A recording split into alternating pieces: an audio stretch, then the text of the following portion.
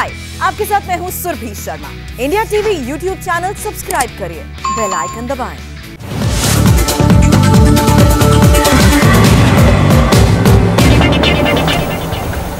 नमस्कार, मैं हूं सौरभ शर्मा और शुरुआत करते हैं दिल्ली की एक अहम खबर के साथ। दिल्ली के उप मुख्यमंत्री मनीष सिसोदिया ने अभी एक ट्वीट किया है जिसमें उन्होंने दिल्ली के हालात बयां किए। उन्होंने कहा कि दिल्ली के अस्पतालों में, ज्यादातर अस्पतालों में केवल 8 से 12 घंटे की ऑक्सीजन बाकी है। हम एक हफ्ते से दिल्ली को ऑक्सीजन सप्लाई का कोटा बढ़ाने की मांग कर रहे हैं, जो कि केंद्र सरकार को करना है। अगर कल सुबह तक पर्याप्त मात्रा में अस्पतालों में ऑक्सीजन नहीं पहुंची तो हाहाकार मच जाएगा। यह मनीष सिसोदिया का ट्वीट है, अब से थोड़ी देर पहले का। इससे पहले 2 घंटे पहले भी उन्होंने यह बात कही थी और लिखा था कि अस्पतालों ऑक्सीजन को लेकर अस्पतालों से SOS फोन आ रहे हैं। सप्लाई करने वाले लोगों को अलग अलग राज्यों में रोका जा रहा है। आपको सुनाते हैं मनीष सिसोदिया की बात।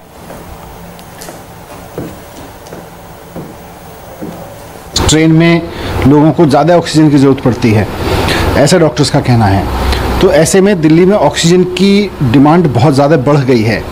पहले दिल्ली को जितनी ऑक्सीजन सेंट्रल ने दे रखी थी, सेंट्रल गवर्नमेंट कोटा फिक्स करती है हर एक राज्य का, तो पहले जितनी ऑक्सीजन दिल्ली को दे रखी थी सेंट्रल गवर्नमेंट ने, उससे अब दिल्ली का काम नहीं चल रहा। हमने पिछले 1 हफ्ते से बार बार सेंट्रल गवर्नमेंट से रिक्वेस्ट किया है कि दिल्ली का कोटा बढ़ा दीजिए, मरीज़ बहुत तेज़ी से बढ़ रहे हैं। उस पर अभी कोई ठोस कदम नहीं उठाया गया। और आज हमारे साथ स्थिति है कि दिल्ली के बड़े बड़े अस्पतालों में 8 से 10 घंटे की, 12 घंटे की ऑक्सीजन बची है। और इस वक्त दिल्ली के अस्पतालों में करीब 16-17 हज़ार मरीज़ अलग अलग अस्पतालों में भर्ती हैं। और अगर अगले 10 घंटे में, 12 घंटे में या 8 घंटे में उन अस्पतालों को ऑक्सीजन नहीं मिली तो वो हॉस्पिटल्स मरीज़ों का इलाज कैसे करेंगे, क्योंकि कोरोना में ऑक्सीजन लगाना सबसे बड़ा ट्रीटमेंट साबित हुआ है।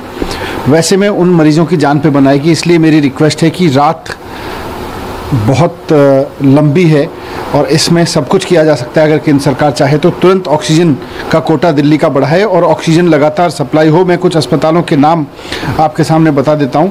जैसे दिल्ली के जो सरकारी अस्पताल हैं उसमें DDU अस्पताल है, उसमें 12 घंटे की ऑक्सीजन है। बुराड़ी अस्पताल है, वहाँ पर 8 घंटे की ऑक्सीजन है। अम्बेडकर अस्पताल में अभी 24 घंटे की ऑक्सीजन है। दीपचंद बंधु में 8 घंटे की ऑक्सीजन है। बाबा साहब अम्बेडकर हॉस्पिटल है, ये भी गवर्नमेंट का है, इसमें 8 घंटे की ऑक्सीजन है, 10 घंटे की। प्राइवेट हॉस्पिटल्स की मैं बात करूं तो BL कपूर में 8 से 10 घंटे की है अभी ऑक्सीजन। बत्रा में भी 8 से 10 घंटे की है। वेंकटेश्वर अस्पताल में केवल 4 घंटे की ऑक्सीजन बची है। मैक्स पटपड़गंज में 8 घंटे की ऑक्सीजन है। महाराजा अग्रसेन में 5 घंटे की ऑक्सीजन है अभी।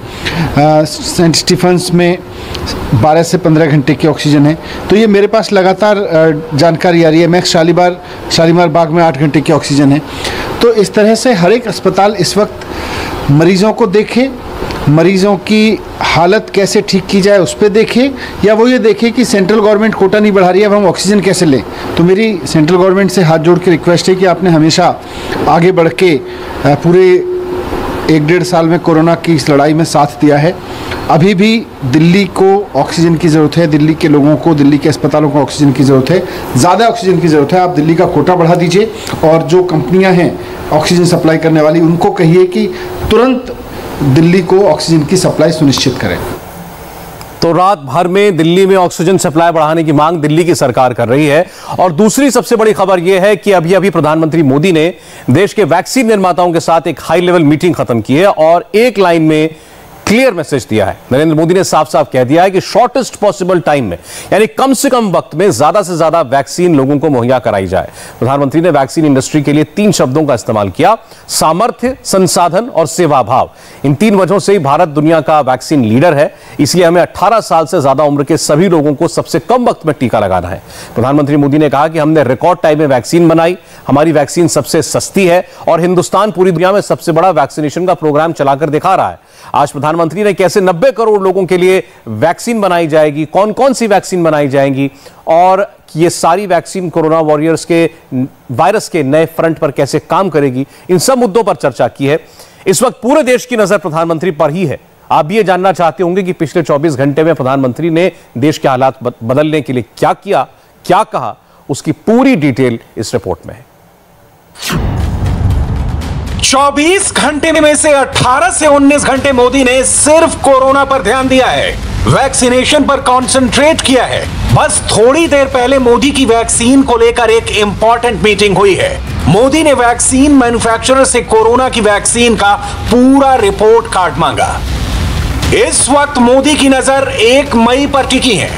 देश में 18 साल से ऊपर उम्र वालों को कोरोना का टीका लगना है। मोदी की वैक्सीनेशन वाली फेज 3 की स्ट्रेटजी में कोई दिक्कत ना आए, इसलिए मंगलवार शाम की मीटिंग से पहले मोदी ने वैक्सीन बनाने वाली कंपनियों के लिए सरकारी खजाना खोल दिया है। वैक्सीन की सप्लाई ना रुके, इसलिए सीरम इंस्टीट्यूट और भारत बायोटेक को जुलाई तक की एडवांस पेमेंट कर दी गई है।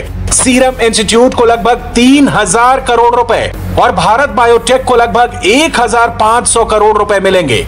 सूत्रों के मुताबिक सरकार को जुलाई तक सीरम इंस्टीट्यूट 20 करोड़ खुराक देगा, जबकि भारत बायोटेक को 9 करोड़ खुराक देनी है। इसके अलावा विदेश से आने वाली कोविड-19 वैक्सीन की कीमत को कम रखने के लिए वैक्सीन पर 10% कस्टम ड्यूटी माफ करने पर भी मोदी काम कर रहे हैं। देश में रूसी वैक्सीन स्पुतनिक वी के अलावा दूसरी वैक्सीन भी आने वाली हैं। इससे टीकाकरण की रफ्तार को और तेजी मिलेगी।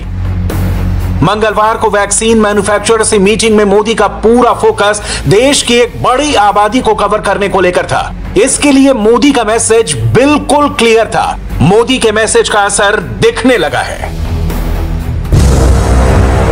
सीरम इंस्टीट्यूट के आधार पूनावाला ने वैक्सीन प्रोडक्शन और डिस्ट्रीब्यूशन में तेजी लाने की बात कही है।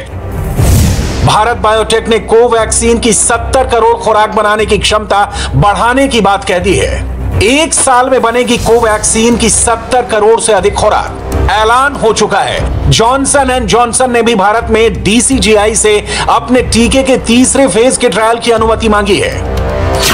इस वक्त प्राइम मिनिस्टर के लेवल पर छोटी से छोटी चीज की बारीकी से मॉनिटरिंग की जा रही है। मोदी खुद नजर बनाए हुए हैं और देश को हर छोटी से छोटी और बड़ी से बड़ी बात भी खुद बता रहे हैं। 1 मई से 18+ के वैक्सीनेशन की बात हो या वैक्सीन से जुड़ा हर अपडेट हो, मोदी भले ही पब्लिक से डायरेक्ट संवाद ना कर रहे हो, लेकिन मोदी का हर एक मैसेज अलग अलग प्लेटफॉर्म से सीधे पब्लिक तक पहुंच रहा है।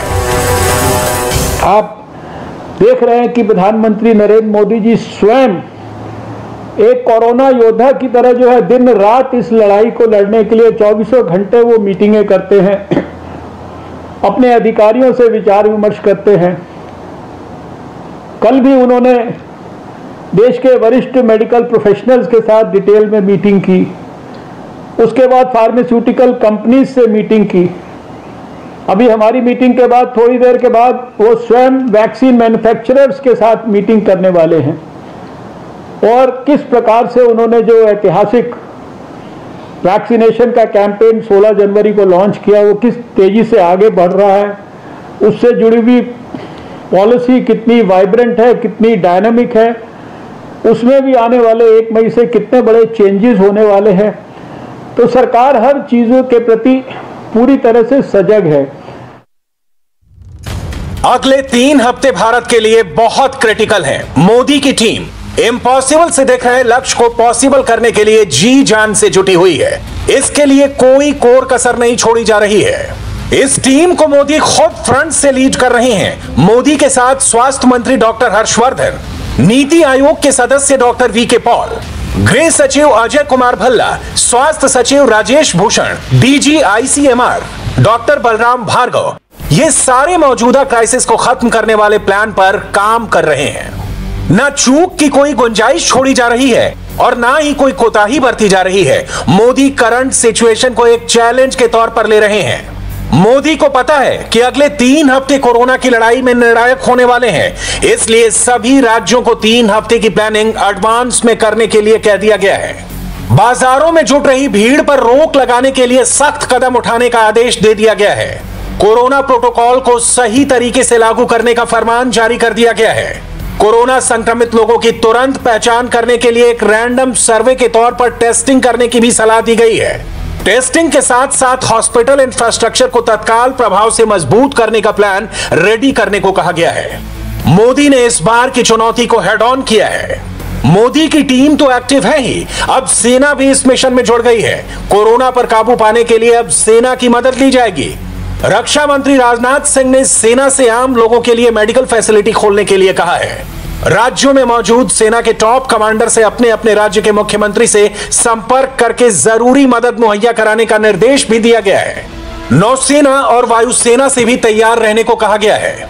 डीआरडीओ पहले से ही सक्रिय है, कहीं काम पूरा हो चुका है तो कहीं युद्ध स्तर पर तैयारी की जा रही है। मिशन वैक्सीनेशन पर मोदी लगातार एक्शन में है। पिछले 24 घंटों में मोदी की टाइमलाइन से क्लियर है इस बार वो कितने सीरियस हैं, जरा ध्यान से सुनिएगा। मोदी ने सबसे पहले देश में चल रहे वैक्सीनेशन कार्यक्रम की समीक्षा की। तेजी से बढ़ रहे संक्रमण के मद्देनजर वैक्सीनेशन में तेजी लाने के लिए जरूरी कदम उठाने पर जोर दिया। इसके बाद मोदी ने राज्यों के मुख्यमंत्रियों से बातचीत की, अलग अलग राज्यों में कोरोना संक्रमण और उसके रोकथाम में आ रही परेशानियों की जानकारी ली और जरूरी उपाय सुझाए।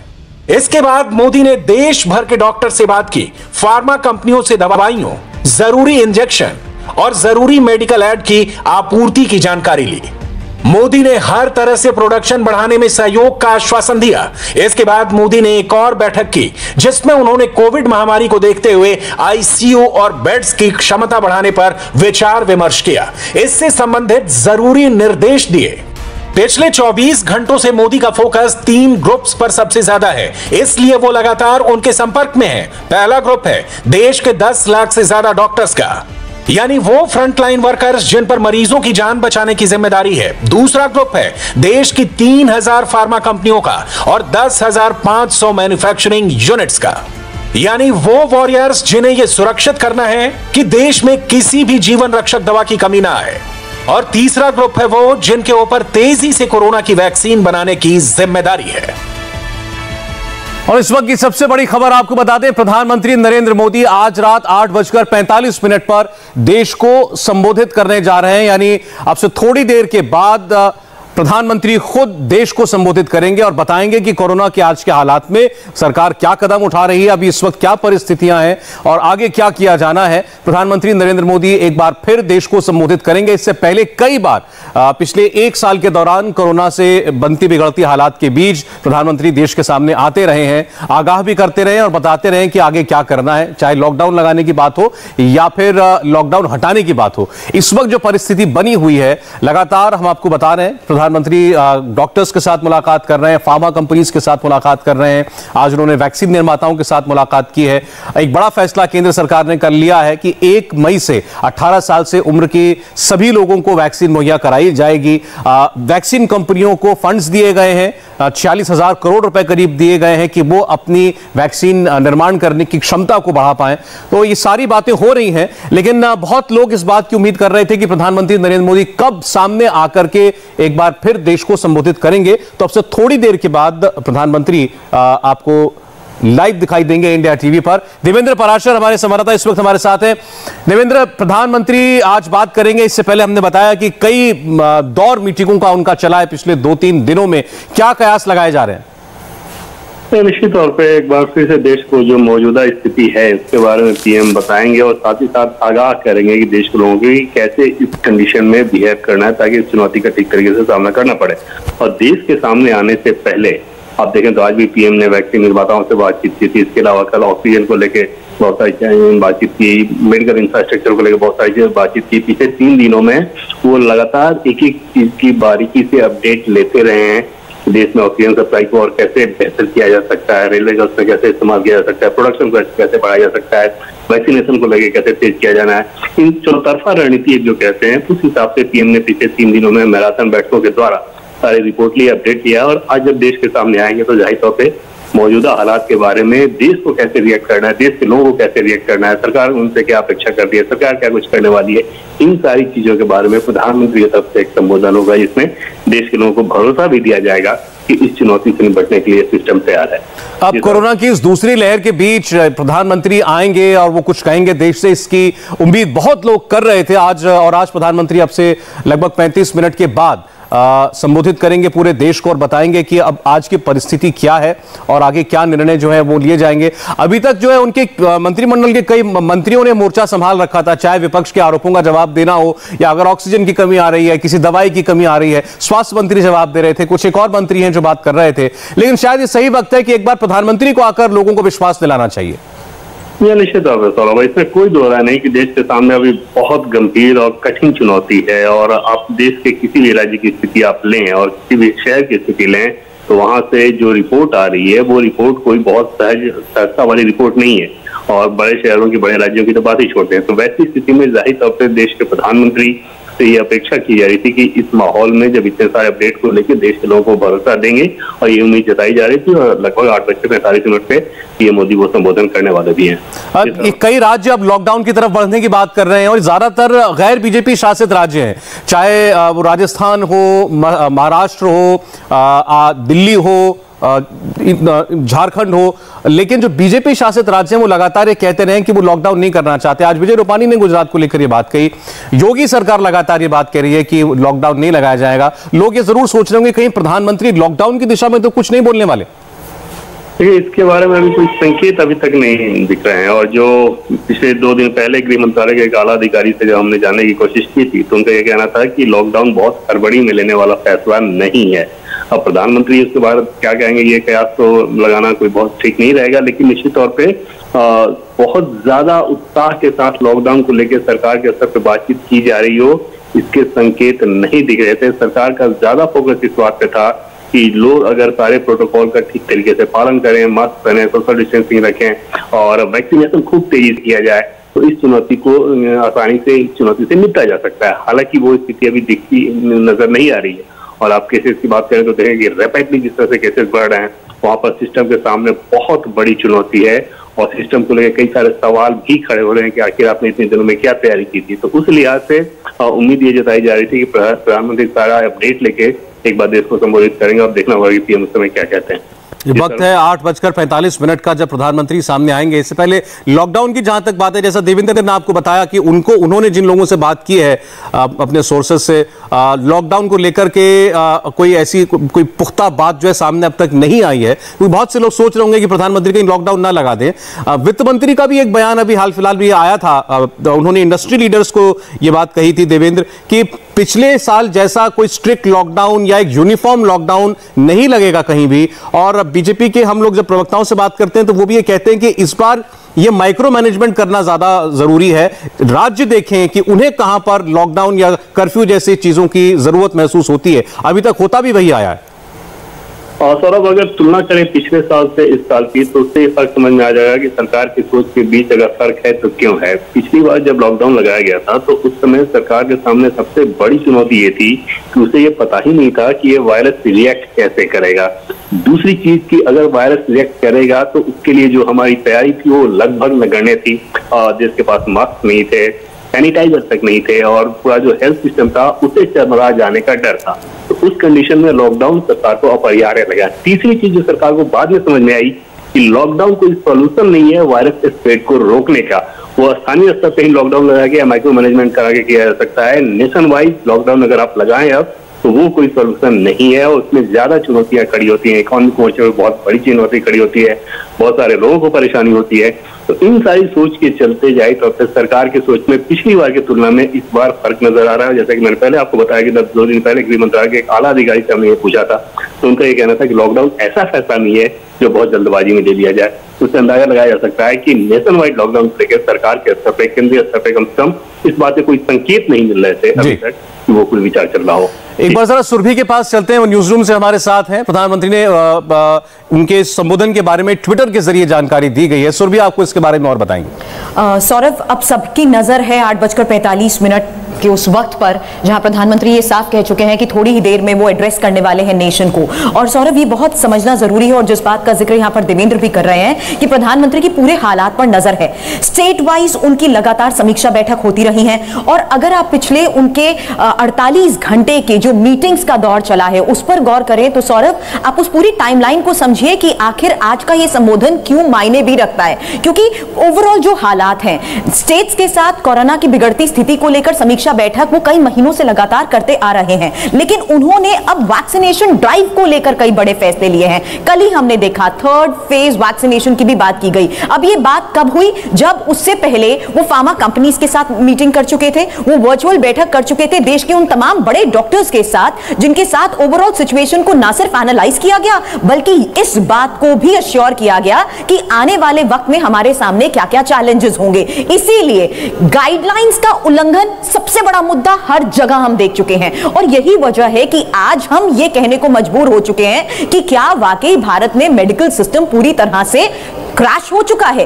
इन हालात को लेकर जो चिंता जाहिर हर स्टेट प्रधानमंत्री के सामने कर चुका है, उसके बाद की स्थिति को भी किस तरह से ओवरकम करना है, उन तमाम चैलेंजेस को जो इस वक्त स्टेट फेस कर रहे हैं उसको ओवरऑल इंडिया में किस तरह से इलैबोरेट करते हुए फार्मास्यूटिकल कंपनीज के साथ कैसी तैयारी के साथ स्टेट्स को फैसिलिटीज प्रोवाइड करनी है। यही वजह है कि उनकी बैठक महत्वपूर्ण रही, ना कि सिर्फ देश के तमाम बड़े डॉक्टर्स के साथ बल्कि उन फार्मा कंपनीज के साथ भी जिनके आगे सबसे बड़ा सवाल है कि आखिर इन मेडिकल फैसिलिटीज के प्रोडक्शन को लेकर भारत की तैयारी आने वाले दिनों में कैसी होनी चाहिए। और सौरभ, आप और हम सब इस बात से वाकिफ हैं कि स्टेट में जो हालात हो रहे हैं उसको देखते हुए ज्यादातर जगहों पर लॉकडाउन का फैसला लिया जा चुका है। इसलिए अब पूरे भारत की नजर 8:45 पर प्रधानमंत्री नरेंद्र मोदी के उस संबोधन पर है जिसमें देखना होगा कि कौन सी बड़ी बात आज वो देश के सामने देखिए, इस अब तक जितनी बार प्रधानमंत्री इस कोरोना काल में देश के सामने आए हैं बात करने के लिए सीधे,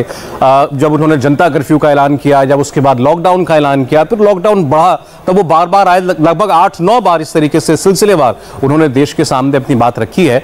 और उसके बाद जब अनलॉक की प्रक्रिया शुरू हुई, लॉकडाउन जब धीरे धीरे हटा, तब भी प्रधानमंत्री ने वो स्टेज वाइज बातें रखी थी देश के सामने। और अब इस दूसरी लहर में पहली बार प्रधानमंत्री सामने आ रहे हैं और अब ये वो टाइम है जब कई बड़े राज्य जो हैं, महाराष्ट्र है, दिल्ली है, वो लोग ऑक्सीजन की कमी की बात कर रहे हैं, बेड्स की कमी की बात कर रहे हैं, वेंटिलेटर्स की शॉर्टेज की बात कर रहे हैं और ये कह रहे हैं कि हमारे पास अब लॉकडाउन के अलावा कोई रास्ता नहीं है। और वहीं कई राज्य ऐसे हैं जो कि लॉकडाउन की दिशा में नहीं जाना चाहते, लेकिन वहां पर भी स्वास्थ्य व्यवस्था लगभग चरमराने की स्थिति में पहुंच चुकी है। ऐसे में अब प्रधानमंत्री आगे क्या कहेंगे ये जरूर देखना होगा। सुरभि कुछ बोलना चाह रही है? सौरभ, इस बात पर मैं गौर करवाना चाहूंगी क्योंकि अगर आपको याद होगा जब वैक्सीन निर्माताओं के साथ प्रधानमंत्री की बात हुई थी, एक हाई लेवल मीटिंग जो खत्म हुई थी, उसके बाद सबसे बड़ी बात यह आई थी कि प्रधानमंत्री ने वैक्सीन निर्माताओं के साथ कुछ बातों को बहुत क्लियर कट वे में कह दिया है और वो क्लियर मैसेज प्रधानमंत्री की तरफ से यह दिया गया, शॉर्टेस्ट पॉसिबल टाइम, यानी कम से कम वक्त में ज्यादा से ज्यादा वैक्सीन मुहैया कराई जा सके। सौरभ, हम कोरोना काल में डिपेंड कर रहे थे हमेशा वैक्सीन को लेकर और भारत ने सबसे पहले जिस तरह से इस वैक्सीनेशन ड्राइव को चलाया, कई मायनों में वो बहुत सक्सेसफुल भी रहा, लेकिन आज की सिचुएशन में कई चैलेंजेस भी हमारे सामने रहे। इसलिए प्रधानमंत्री की वैक्सीन निर्माताओं के साथ जो बैठक हुई थी उसमें उन्होंने 3 बड़े शब्दों का इस्तेमाल किया था, सामर्थ्य, संसाधन और सेवा भाव। इन 3 वजहों से ही हम ये अभी तक समझते आए हैं कि भारत वैक्सीन लीडर रहा है। ओवरऑल सिचुएशन जो कोरोना काल में हमने देखी है इस पूरे पेंडेमिक में, उसमें भारत ने जिस तरह से अभी तक कोरोना 1 में इस सिचुएशन को डील किया है, कुछ लेवल तक हम मेडिकल फैसिलिटीज के नाम पर जिस तरीके से अभी तक लीड करते आए हैं, इसीलिए हम वैक्सीन लीडर कहलाए गए हैं। लेकिन कोरोना 2.0 में चैलेंजेस बहुत डिफरेंट लेवल पर है। वो इसलिए क्योंकि ना सिर्फ हमारे जो वॉरियर्स हैं उनको पेशेंट्स को ट्रीट करना था, बल्कि वैक्सीनेशन ड्राइव को भी बड़े लेवल पर एक्सपैंड करना था। लेकिन अब चैलेंज इसलिए भी बढ़ गया क्योंकि वही डॉक्टर्स अब कोरोना की चपेट में आ चुके हैं। तो स्थिति जिस तरह से बिगड़ती जा रही है, उन चैलेंजेस को देखते हुए क्या डिसीजन प्रधानमंत्री की तरफ से लिया गया है, ये आज के संबोधन में भी बहुत मायने रखता है। देखिए, इस वक्त केवल जो बातें सोर्सेस से पता चल रही हैं, जो कुछ एक इशारे मिल रहे हैं, उस पर हम कर सकते हैं, वरना प्रधानमंत्री एग्जैक्टली क्या कहेंगे ये तो कोई नहीं बता सकता। लेकिन एक बड़ा फैसला जो केंद्र सरकार की तरफ से कल लिया गया है, जिसके बारे में सुरभि ने आपको बताया, यूनिवर्सल वैक्सीनेशन का। 18 साल से उम्र के सभी भारतीयों को अब वैक्सीन लगेगी और 1 मई से जैसे जैसे सप्लाई साइड बढ़ती जाएगी, ज्यादा से ज्यादा तादाद में वैक्सीन लगाई जाएगी। तो एक बड़ा फैसला है और ये एक समयबद्ध तरीके में करना है। जैसा सुरभि ने बताया कि वैक्सीन निर्माता कंपनियों को कहा गया है कि शॉर्टेस्ट पॉसिबल टाइम में, कम से कम वक्त में अपनी क्षमता को सबसे ज्यादा से ज्यादा बढ़ाएं।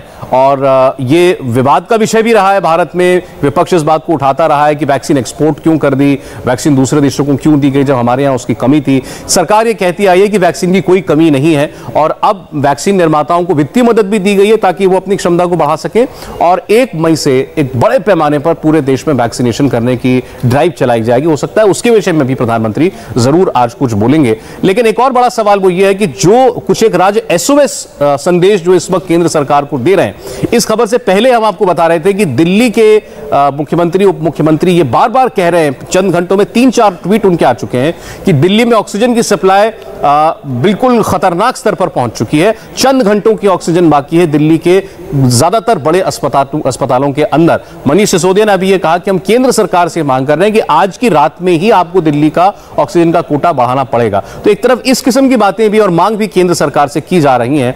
जरूरी नहीं है प्रधानमंत्री इस पर बोले, लेकिन उम्मीद ये की जाती है कि जरूर इस पर कोई ना कोई एक्शन केंद्र सरकार ले रही होगी अगर कोई राज्य का मंत्री या मुख्यमंत्री ऐसी बात कहता है तो। और दूसरा विषय लॉकडाउन का है। जैसे हमने आपको बताया, अभी देवेंद्र भी आपको बता रहे थे, इस बात के संकेत नहीं मिल रहे हैं कि केंद्र सरकार एक यूनिफॉर्म लॉकडाउन लगाना चाहती है। अभी तक ऐसी बातें सामने नहीं आई हैं।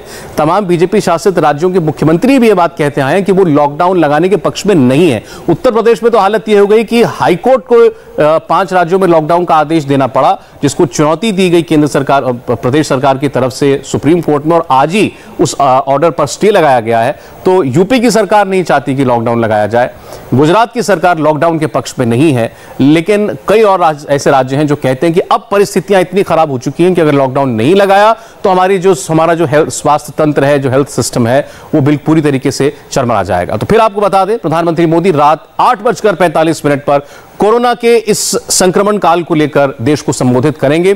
प्रधानमंत्री का यह संबोधन आप लाइव इंडिया टीवी पर देख पाएंगे। इसी बड़ी खबर पर लौटेंगे सिर्फ 4 मिनट के ब्रेक के बाद।